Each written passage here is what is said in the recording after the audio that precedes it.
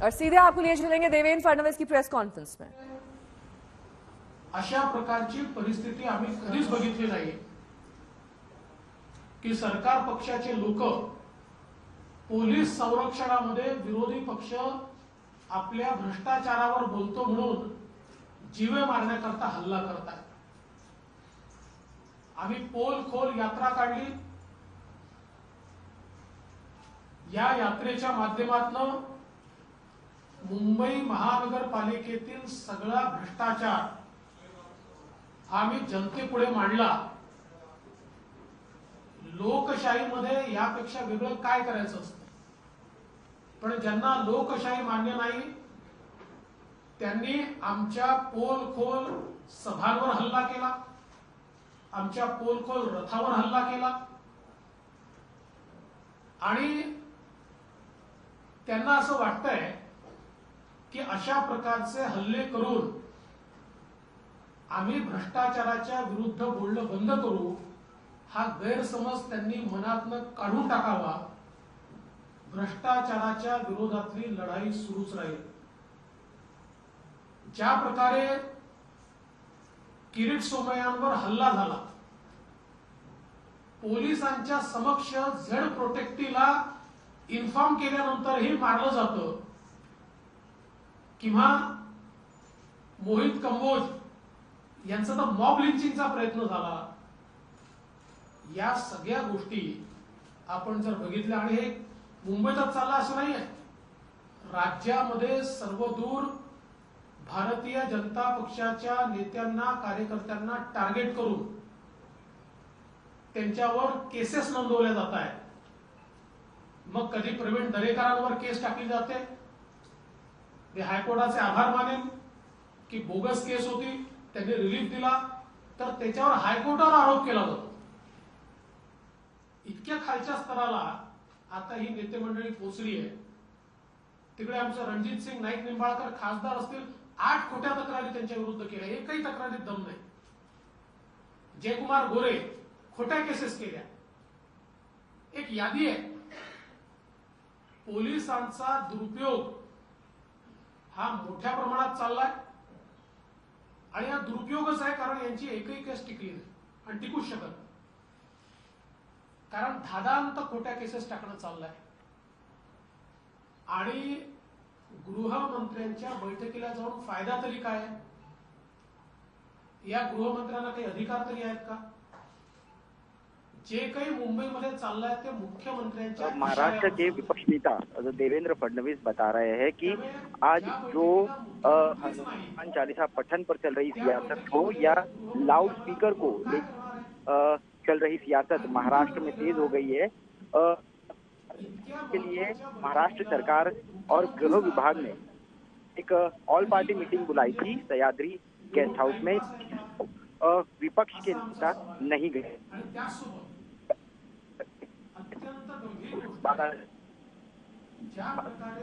लेकर ये बताने की कोशिश कर रहे हैं कि महाराष्ट्र में किस तरह से कानून व्यवस्था पूरी तरह से चरमरा गई है। कुछ उदाहरण देते हुए देवेंद्र इन चीजों को जस्टिफाई करने की कोशिश कर रहे हैं। उन्होंने एक उदाहरण दिया कि जिस सरकार लेजिस्लेटिव काउंसिल के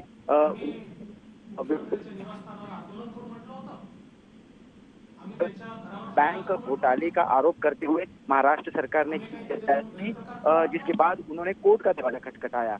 हाईकोर्ट में जाने के बाद उनको वहां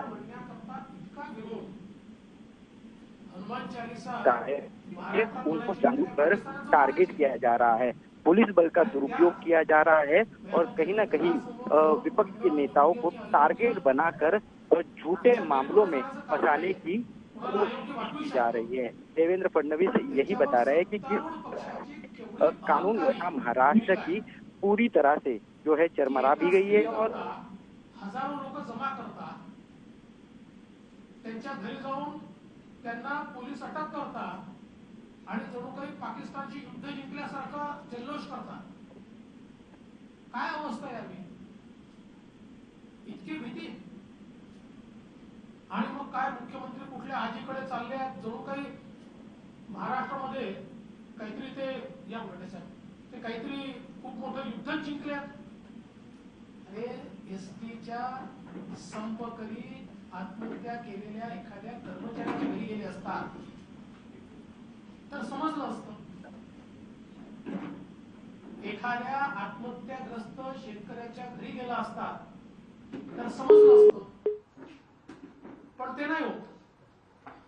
ठीक आहे, आजीकडे गेल्यानंतर आजीने काय सुनावलंय हे आपण सगळ्यांनी बघितलंय, त्याच्यामुळे त्याबद्दल आता मला बोलायचं नाही, त्यांनी कुठे जावं हा त्यांचा संबंध आहे.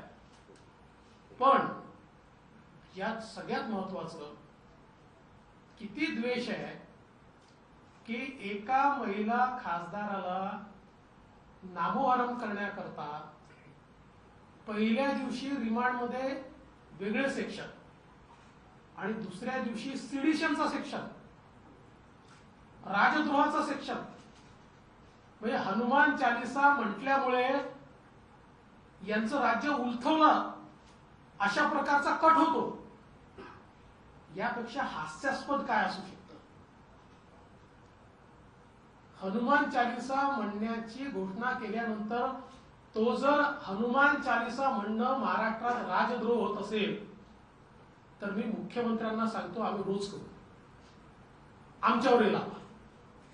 आम्ही पूर्ण, मी आता या ठिकाणी म्हणतो, जय हनुमान ज्ञान गुरुसागर, जय कपीसती लोक उजागर, रामदूत अतुलित बलधाम, अंजनी पुत्र पवन सुत नामा, महावीर विक्रम बजरंगी, कुमति निवार स्मृति के संगी, कंचन बरन विराज सुबेसा, कानन कुंडल कुंचित केसा, हाथे ध्वज बजा विराजे, कांधे मुंज जनेऊ साजे, संकट सुवर्ण केसरी नंदन, तेज प्रताप महाजगवंदन, विद्याबान गुणिये चातुर, राम काज करिबे कातुर. पूर्ण म्हणून लावा आमच्यावर लावा.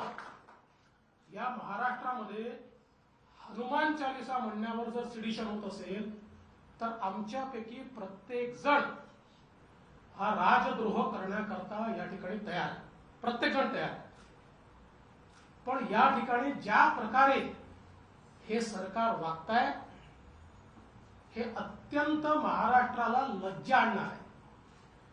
आणि याहीपेक्षा आता जी बातमी मिळालेली आहे, नवनीत राणा यांना जेलमध्ये, कस्टडीमध्ये अत्यंत हीन दर्जाची वागणूक देण्यात आली आहे.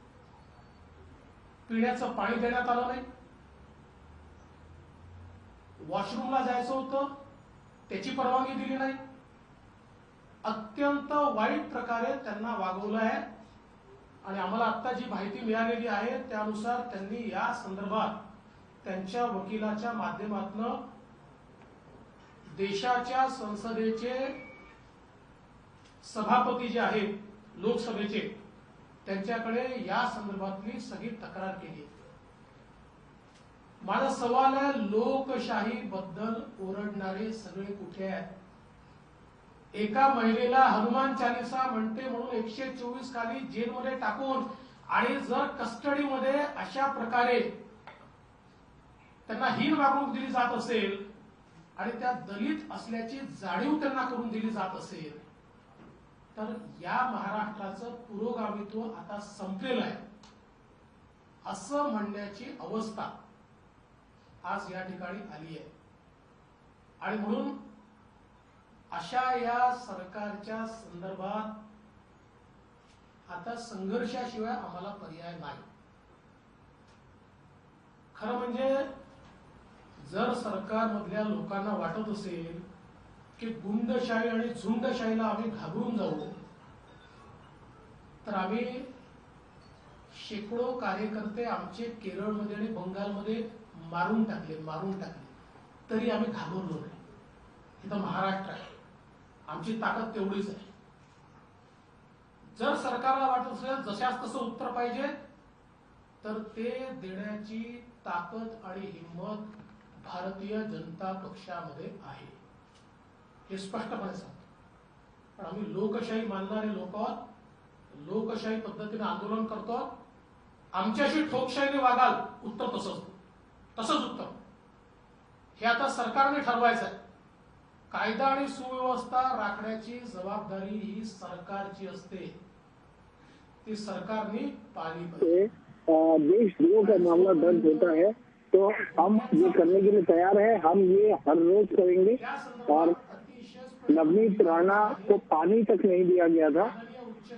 उन्हें बाथरूम जाने की भी परमिशन नहीं दी गई। या निर्णयांचं तंतोतंत पालन केलं। इसके बारे में अब हमने कंप्लेन आगे वरिष्ठ दफ्तर को भेजी है। हमारे पास कोई और रास्ता नहीं बचा है, पर हम अब हमें लड़ना होगा। रात्रभर हम पीछे नहीं हटेंगे, हम डरेंगे नहीं। नवरात्रामध्ये हमारे पास पूरी ताकत है, हम पूरी ताकत से लड़ेंगे। किंवा और जिस तरीके का व्यवहार हो रहा है उसको उसी तरीके से इस व्यवहार को वापस करेंगे। कार्यक्रम आम्ही करायचो। ज्या क्षणी सर्वोच्च न्यायालयाने सांगितलं की 10 वाजेनंतर माईक चालणार नाही, आम्ही कोणीही तक्रार न करता, खळखळ न करता थेट त्या ठिकाणी त्या दिवशीपासून तो निर्णय मान्य केला। ज्या 15 दिवसांमध्ये सूट मिळते त्याच 15 दिवसांमध्ये 12 वाजेपर्यंत आम्ही ते चालवतो, त्याशिवाय चालवत नाही। इतकंच नाही तर 100 वर्षाची परंपरा असलेल्या पुण्यामध्ये देखील विसर्जनाच्या मिरवणुकीमध्ये देशी वाद्यांच्या व्यतिरिक्त काही वाजवत नाही। मग जर अशा प्रकारची सुप्रीम कोर्टाचा आदेश सरकारने भोंगे लावणं किंवा उतरवणं याच्यामध्ये कोणती तरतूद त्याच्यामध्ये नाही। सरकार त्याच्यातला निर्णय घेऊ शकत नाही। ज्यांनी भोंगे लावले, जे वापर करतायत त्यांनीच त्या ठिकाणी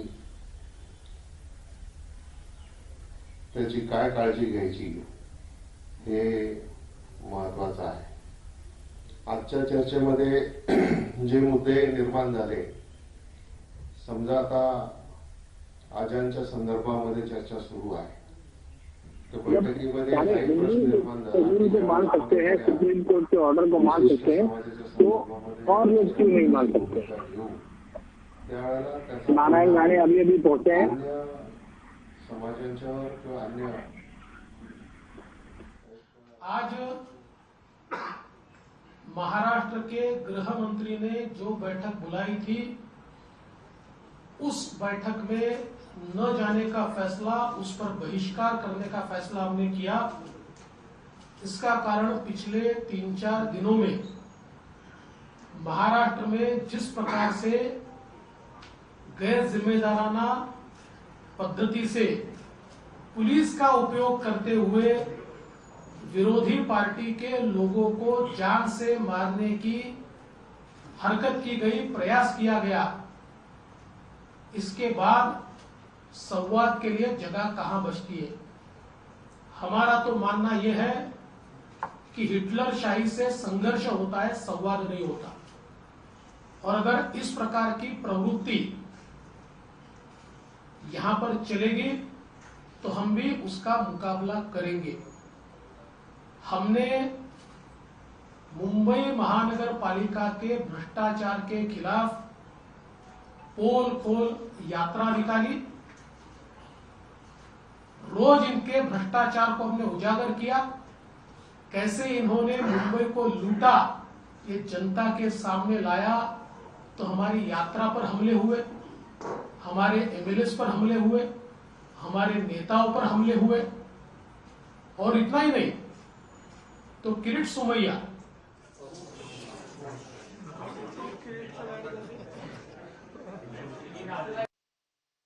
देशाला लागू असल्यामुळे याच्या संदर्भामध्ये केंद्र सरकारने जर राष्ट्रीय पातळीवर काही निर्णय घेतला आणि तो संपूर्ण देशासाठी लागू केला तर राज्यामध्ये ही वेगळी परिस्थिती त्या ठिकाणी राहणार नाही। आणि त्यामुळे तो विपक्ष की ओर से करारा हमला उद्धव सरकार पर। देवेंद्र फडणवीस का ये साफ तौर पर कहना है कि अराजकता का माहौल महाराष्ट्र में बना हुआ है और यही देखने को मिला है नवनीत राणा के केस में।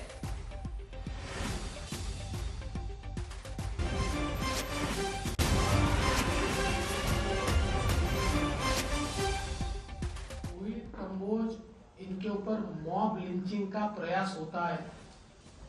ये सारी चीजें बिल्कुल स्पष्ट रूप से दिखती है कि ये सरकार विरोधियों को कुचलना चाहती है, जान से मारना चाहती है। और वैसे भी हम गृह मंत्री के बैठक में जाकर क्या करेंगे क्योंकि उस बैठक में मुख्यमंत्री तो उपस्थित ही नहीं है और ये सारी चीजें मुख्यमंत्री जी के इशारे पर चल रही है। तो फिर ये बैठक से निकलने वाला क्या है?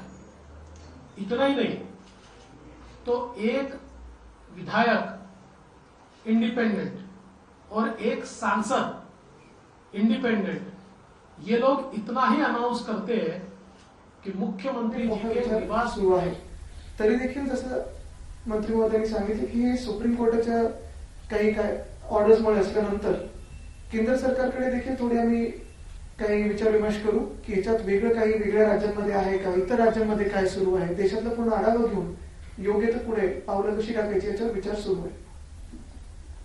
आपण जसं म्हणतो की अजूनही आपण जर बघितलं असेल भाजपचा शिष्टमंडळ आलेली तर दुसरीकडे 3 मेची जी डेडलाईन आहे ती मनसेची अजूनही कायम आहे. त्यामुळे प्रश्न असा असतो की एक तर राज्य सरकार गाईडलाईन काढणार आहे का, जो आधी मुद्दा होता, आणि दुसरं जर त्यामुळे कायद्याची परिस्थिती निर्माण झाली तर मग नाही. या संदर्भामध्ये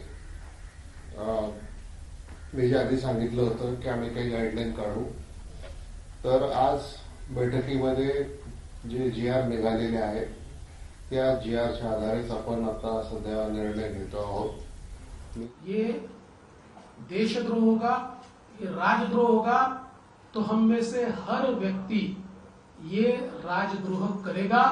हम सारे के सारे हनुमान चालीसा बोलेंगे और अगर सरकार में हिम्मत है तो सरकार हमारे ऊपर राजद्रोह का गुनाह लगाकर दिखाए. लेकिन ये बात यहां तक नहीं रुकती है. इलीगली उनको अरेस्ट तो किया ही जाता है, इस प्रकार के अलग अलग गुनाह तो लगाए जाते ही है.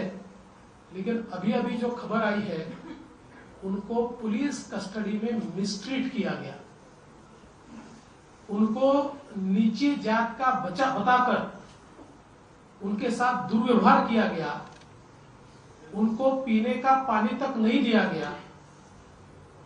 एक महिला सांसद को वॉशरूम जाने के लिए भी परमिशन नहीं दी गई. इस प्रकार से बदले की भावना से महाराष्ट्र में इससे पहले हमने कभी कार्रवाई नहीं देखी. हम तो महाराष्ट्र को पुरोगामी कहते हैं, लेकिन महाराष्ट्र में ऐसे अहंकारी लोग आज सत्ता में हैं कि जो अपने अहंकार के मद में लोकतंत्र को भूलकर, लोकतंत्र को पैरों तले दबाकर, लोकतंत्र को कुचलकर अपना राज चलाना चाहते हैं. मैं उनको चेतावनी देना चाहता हूं, हम संघर्ष करेंगे, हम डरते नहीं है. आप हमारे जान पर हमला करेंगे तब भी हम आपका भ्रष्टाचार बाहर निकालेंगे. और बहुत स्पष्ट रूप से मैं उनको कहना चाहता हूं कि आपके हमलों को वैसा ही जवाब देना हमको आता है. जिस प्रकार से आप हमारे साथ व्यवहार कर रहे हैं, आप तो पुलिस के भरोसे कर रहे हैं, पुलिस को साथ में लेकर कर रहे हैं, लेकिन हम वैसा ही जवाब देंगे. हम लोकतंत्र में विश्वास रखते हैं, इसलिए हम चुप हैं. लेकिन अगर पुलिस भी सरकार के साथ मिलकर हमारे ऊपर हमला करेगी तो ये समझ लेना चाहिए कि केरल में और बंगाल में हमारे सैकड़ों लोग मार दिए, फिर भी हमारा आवाज कोई दबा नहीं पाया. हम चुप नहीं बैठे, हम संघर्ष करें. तो महाराष्ट्र है, छत्रपति शिवाजी महाराज की भूमि है और यहां हमारी ताकत भी उतनी है.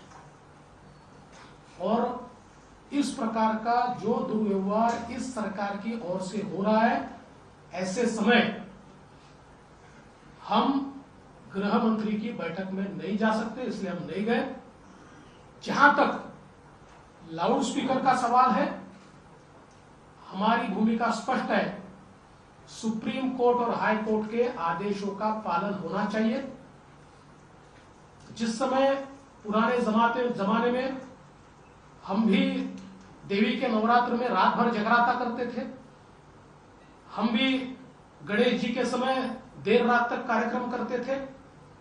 लेकिन सुप्रीम कोर्ट ने जब से यह निर्णय दिया कि रात को 10 बजे के बाद लाउडस्पीकर नहीं चलेगा और केवल 15 दिन इसकी छूट दी जाएगी, तब से लेकर हमने 10 बजे के बाद हमारे कार्यक्रम बंद कर दिए। तो अगर सुप्रीम कोर्ट के आदेश का पालन हिंदू समाज करता है तो देश के सभी समाजों ने सुप्रीम कोर्ट के आदेश का पालन करना चाहिए, और अगर कोई करता नहीं है तो इस सरकार की जिम्मेवारी है कि सरकार उनके ऊपर कार्रवाई करे।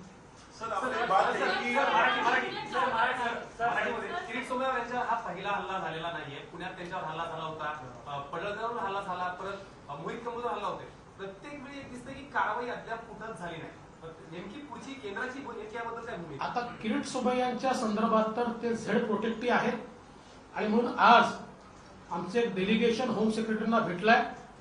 मी स्वतः होम सेक्रेटरींना पत्र दिलाय, कारण केंद्र सरकारने ज्यांना सुरक्षा पुरवली आहे त्यांना जर पोलिसांच्या संरक्षणात मारहाण होत असेल तर कारवाई करण्याची जबाबदारी ही त्यांची आहे. त्यामुळे मला विश्वास आहे की होम सेक्रेटरी याची दखल घेऊन जे दोषी आहेत त्यांच्यावर कारवाई करतील. गोपीचंद पडळकरांवर हल्ला झाला, त्याही वेळी कारवाई करण्यात आली नाही, त्यांना जीव मारण्याचा प्रयत्न झाला, त्याच्यावरही कारवाई नाही आहे. त्यामुळे एकूणच मुंबई में हनुमान चालीसा पाठ के विवाद में सांसद नवनीत राणा और विधायक रवि राणा को जेल भेज दिया गया है। बीती रात ही दोनों को अलग अलग जेल में शिफ्ट किया गया। कोर्ट ने दोनों को 14 दिन की न्यायिक हिरासत में भेज दिया है। इन पर पुलिस ने राजद्रोह का केस भी दर्ज किया है।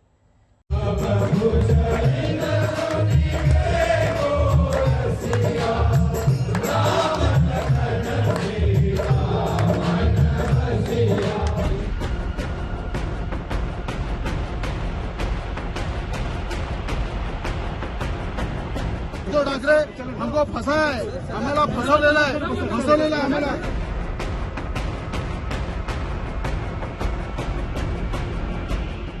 हनुमान चालीसा पाठ की जिद पर गिरफ्तारी हो जाएगी और फिर सलाखों के पीछे जाना पड़ेगा।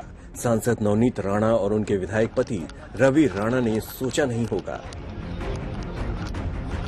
मातोश्री के बाहर चालीसा पाठ को लेकर संग्राम छिड़ा तो गिरफ्तारी हुई और अब 6 मई तक न्यायिक हिरासत। कोर्ट के आदेश के बाद निर्दलीय सांसद नवनीत राणा को देर रात पुलिस ने भायखला जेल पहुंचा दिया। पढ़ना गुनाह है तो हमको फंसाया गया, मुख्यमंत्री ने फंसाया, उद्धव ठाकरे ने फंसाया हमको, उद्धव ठाकरे ने फंसाया, पिटीशन लगाया आप पे, ये कहा जा रहा है कि आप तो गुनाह है, फंसाया गया। रवि राणा को तलोजा जेल में शिफ्ट कर दिया गया है। 14 दिनों के लिए यही ठिकाना होगा।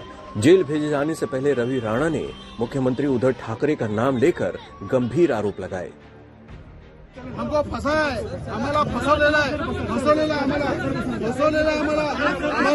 खोटे गुन्हे दाखल केले उद्धव ठाकरेंनी। हनुमान चालीसा विरोध करणारा मुख्यमंत्री आहे, हनुमान चालीसाला विरोध करणारा मुख्यमंत्री आहे, हमारा फसवलेला।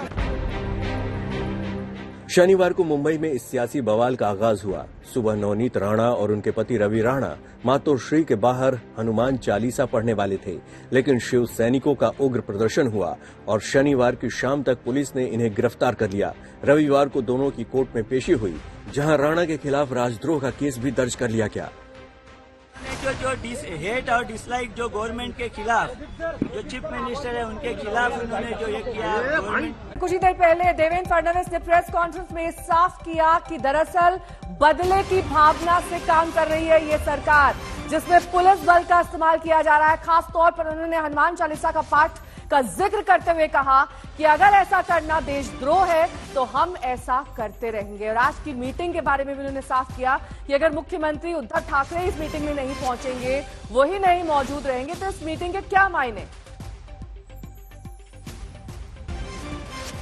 महाराष्ट्र में जिस प्रकार से गैर जिम्मेदाराना पद्धति से पुलिस का उपयोग करते हुए विरोधी पार्टी के लोगों को जान से मारने की हरकत की गई, प्रयास किया गया, इसके बाद संवाद के लिए जगह कहां बचती है। हमारा तो मानना यह है कि हिटलर शाही से संघर्ष होता है, संवाद नहीं होता। और अगर इस प्रकार की प्रवृत्ति यहां पर चलेगी तो हम भी उसका मुकाबला करेंगे।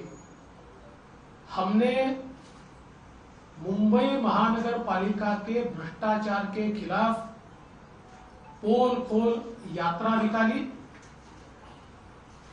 रोज इनके भ्रष्टाचार को हमने उजागर किया, कैसे इन्होंने मुंबई को लूटा ये जनता के सामने लाया, तो हमारी यात्रा पर हमले हुए। ये सरकार बिखरी। सर आपका एक सवाल रहा कि आपने कहा कि हनुमान चालीसा हिंदुस्तान में पढ़ेंगे, पाकिस्तान में तो नहीं पढ़ेंगे। आज ही एनसीपी की एक कार्यकर्ता है जिन्होंने एक लेटर लिखा है गृह मंत्री, उन्होंने कहा है कि उनको परमिशन दी जाए कि पीएम के घर पर जाकर नमाज और हनुमान चालीसा पढ़ना चाहते हैं। ठीक उसी परिपाटी पर जैसे नवनीत राणा मातोश्री बनने की बजाय, अगर उनको, मैं तो उनको आमंत्रण देता हूँ, उनको अगर हनुमान चालीसा पढ़ना है तो मेरे घर के सामने आए, हनुमान चालीसा पढ़े, मैं भी उनके साथ पढ़ने को जाऊंगा, मैं भी पढ़ूंगा।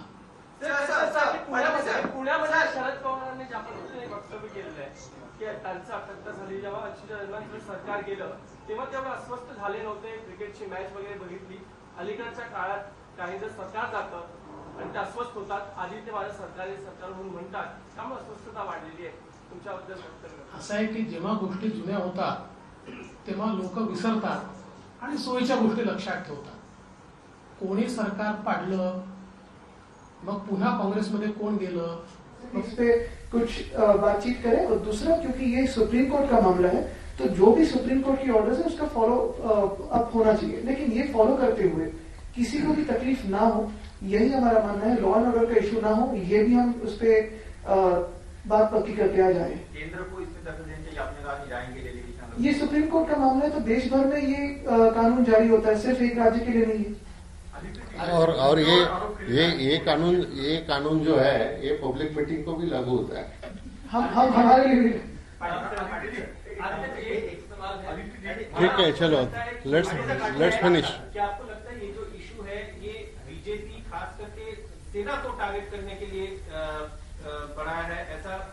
ये एक नॉन इशू है एक्चुअली। अगर आप देखें तो ये पॉलिटिकल इशू बनाया जा रहा है, कई पार्टी शायद खुद को रिवाइव करने के लिए, ये सब बातें अलग हो सकती है, लेकिन हमारे सामने जो इशू है वो यही है कि महाराष्ट्र में जो सुख शांति बनी हुई है वो वैसे ही बरकरार रहे, और लोग आज जो प्रोग्रेस देख रहे हैं महाराष्ट्र में वो प्रोग्रेस देखते रहे। कहीं भी इसमें भेदभाव का विषय नहीं होगा और सभी नागरिक एक साथ रहे, शांति से रहे और खुशहाली रहे। बहुत से ऐसे राज्य है जो हम कहे बीजेपी प्रशासित राज्य है जहां पे अभी तक लाउड स्पीकर को लेके कोई भी नियम नहीं है या कोई गाइडलाइंस नहीं है, फिर ये अट्टहास महाराष्ट्र में क्यों किया? ये सवाल आप मुझे पूछने के बजाय अगर भारतीय जनता पार्टी के नेताओं को पूछेंगे तो अच्छा रहेगा। क्या इसी वजह से मीटिंग स्किप की कि आप शायद से उन्हें सवाल पूछते? वो आप अभी रीडिंग बिटवीन द लाइन्स करो। गोहत्या बंदीचा विषय तसाच है। चलो अभी खत्म करते हैं। नवनीत राणा के वकील ने लोकसभा अध्यक्ष से शिकायत कर रहे हैं कि जेल में उन्हें पानी तक नहीं दिया गया, वो बता रहे हैं कि दलित है करके इन पर अत्याचार किया जा रहा है। तो क्या जेल में ह्यूमिटेशन ग्राउंड्स पर क्या पानी देना या बाकी भी चीजें करना, ये भी नहीं, ये जो इन्फॉर्मेशन आप दे रहे हैं ये मेरे लिए अभी समझ में ध्यान दे, यानी मैंने सुना है, मैं इसके बारे में इंक्वायरी करूंगा। धन्यवाद। मुंबई टेरिटरीमध्ये ठाकरे आणि मुख्यमंत्री हेच गृह मंत्रालय चालवतात असा तो आरोप आहे, यामध्ये किती तथ्य नाही? मला वाटतं सरकार म्हणून आम्ही सगळे एकत्र काम करत आहोत। आरोप समोरून येत असतात, रोजच करत असतात। तुम्हाला पण कदाचित आता आरोपांचा कंटाळा आला असेल, आम्हाला तरी आलेला आहे। आपण बघत असाल महाविकास आघाडीचं सरकार आल्यानंतर कोविडची हाताळणी असेल किंवा मला असं वाटतं की ज्याप्रमाणे त्यांच्या घरी मुख्यमंत्री गेले तसंच एसटीच्या संपामध्ये ज्या कर्मचाऱ्यांनी आत्महत्या केली त्यातल्या एखाद्या कर्मचाऱ्याच्या घरी जाऊन थोडीशी संवेदना दाखवली पाहिजे। इतक्या शेतकऱ्यांनी आत्महत्या केली आहे, एखाद्या शेतकऱ्याच्या घरी जाऊन त्यांनी संवेदना दाखवली पाहिजे, एवढं तरी किमान आमच्या मुख्यमंत्र्यांनी करावं। चला, धन्यवाद। आता आमचा पक्ष प्रवेश आहे।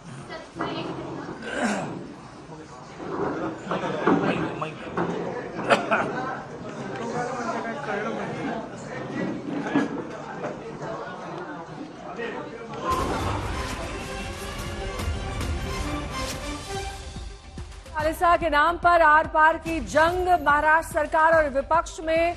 महाराष्ट्र सरकार बदले की भावना से काम कर रही है। देवेंद्र फडणवीस ने आरोप लगाया, उन्होंने कहा शिवसेना के हमलों का जवाब हमें ठीक तरीके से देना आता है। और ऐसे में आदित्य ठाकरे ने भी इस सभी आरोपों का जवाब देते हुए कहा कि नॉन इशू को यहां पर पॉलिटिकल एजेंडा बनाया जा रहा है, यानी कि इसे राजनीतिक और सियासी रंग यहां पर विपक्षी पार्टी दे रही है। और ऐसे में जो आरोप लगाए जा रहे हैं वो दरअसल बेबुनियाद हैं। लेकिन देवेंद्र फडणवीस भी आक्रामक तेवर दिखाते हुए यहां पर हनुमान चालीसा का पाठ उन्होंने किया। उन्होंने कहा कि हमारे नेताओं और कार्यकर्ताओं पर जो हमले किए गए वो पुलिस की मिलीभगत से किए गए। राजद्रोह होत असेल तर मी मुख्यमंत्र्यांना सांगतो, आम्ही रोज करू, आमच्यावर येईल आम्ही पूर्ण। मी आता या ठिकाणी म्हणतो, जय हनुमान ज्ञान गुरुसागर, जय कपीसती लोक उजागर, रामदूत अतुलित बलधामा, अंजनी पुत्र पवन सुत नामा, महावीर विक्रम बजरंगी, कुमति निवार स्मृति के संगी, कंचन बरन विराज सुबेसा, कानन कुंडल कुंचित केसा, हाथे ध्वज बजा विराजे, कांधे मुंज जनेऊ साजे, संकट सुवर्ण केसरी नंदन, तेज प्रताप महाजगवंदन, विद्यावान गुणी चातुर, राम काज करिबे कातुर। पूर्ण म्हणून लावा आमच्या हनुमान चालीसा म्हणण्याची घोषणा केल्यानंतर तो जर हनुमान चालीसा म्हणणं महाराष्ट्रात राजद्रोह होत असेल तर मी मुख्यमंत्र्यांना सांगतो, आम्ही रोज करू, आमच्यावर येईल आम्ही पूर्ण। मी आता या ठिकाणी म्हणतो, जय हनुमान ज्ञान गुरुसागर, जय कपीसती लोक उजागर, रामदूत अतुलित बलधामा, अंजनी पुत्र पवन सुत नामा, महावीर विक्रम बजरंगी, कुमति निवार स्मृति के संगी, कंचन बरन विराज सुबेसा, कानन कुंडल कुंचित केसा, हाथे ध्वज बजा विराजे, कांधे मुंज जनेऊ साजे, संकट सुवर्ण केसरी नंदन, तेज प्रताप महाजगवंदन, विद्यावान गुणी चातुर, राम काज करिबे कातुर। पूर्ण म्हणून लावा आमच्या हनुमान चालीसा म्हणण्याची। तो इस विवाद की गूंज दरअसल मुंबई से लेकर अब दिल्ली पहुंच गई है, जहां पर किरीट सोमैया अपने तमाम लाव लश्कर के साथ, अपने दल के साथ यहां पर मुलाकात करने पहुंचे। और इस मुलाकात में कहा जा रहा है कि उन्होंने जो तमाम चीजें हुई बीते कुछ दिनों में उस बात को सामने रखा। उन्होंने कहा कि किस तरीके से उन पर शिव सैनिकों ने हमला बोला है। बीजेपी सांसद किरीट सोमैया इस वक्त हमारे साथ बातचीत करने के लिए मौजूद हैं। पूरा डेलीगेशन गृह सचिव से मिला है। सर, किन महत्वपूर्ण मुद्दों को आपने उठाया? आपकी कार के ऊपर भी हमला हुआ, खार पुलिस स्टेशन के सामने 2 लेटर भी आपने गृह सचिव को दिए, क्या आश्वासन मिला उनकी तरफ? वास्तव में गृह मंत्रालय चिंतित है, क्योंकि अलग अलग सेगमेंट से उनको ये रिपोर्ट आई है, शिकायतें आई है, चिंता व्यक्त की गई है कि लॉ एंड ऑर्डर राज्य सरकार के अधिकार के नाम पर वहां पर इस प्रकार की कार्रवाई हो रही है। और जिसके कारण अब ये तो विजुअल चैनल के कारण दिखाई दे रहा था कि पुलिस स्टेशन पुलिस अधिकारियों की उपस्थिति में कंपाउंड में 70 शिवसेना के गुंडे आ गए। उन्होंने किरीट सोमैया की कार तोड़ी, उसको लगा, जान लेने का प्रयास हुआ। मनसुख हिरन की जो हत्या हुई वो भी सबको पता है। तो जो ठाकरे सरकार के घोटाले बाहर आ रहे हैं, ठाकरे परिवार के, उसके कारण पुलिस का माफिया करके उपयोग उद्धव ठाकरे कर रहे हैं, उससे चिंतित है। गृह सचिव की तरफ से क्या आश्वासन दिया आपने? अपने लेटर में एसआईटी की मांग की, साथ ही ये कहा कि केंद्रीय टीम वहां पर जानी चाहिए, उनकी तरफ से क्या आश्वासन मिला? उन्होंने कहा है कि हम गंभीरता से ये विषय लिया है, आवश्यकता पड़ेगी हमारा ऑफिसर तो जाएगा ही महाराष्ट्र, फिर वो सीआईएसएफ का जाए या गृह मंत्रालय का जाए। कमांडो पे हमले हुए तो वो तो जाएंगे ही, लेकिन गंभीर रूप से ये विषय आवश्यकता पड़ी तो हम कैबिनेट चीफ सेक्रेटरी उनके स्तर पर भी ये विषय डिस्कस करेंगे। The constitutional responsibility behaviour of N IPS officer will also be if needed will be seen.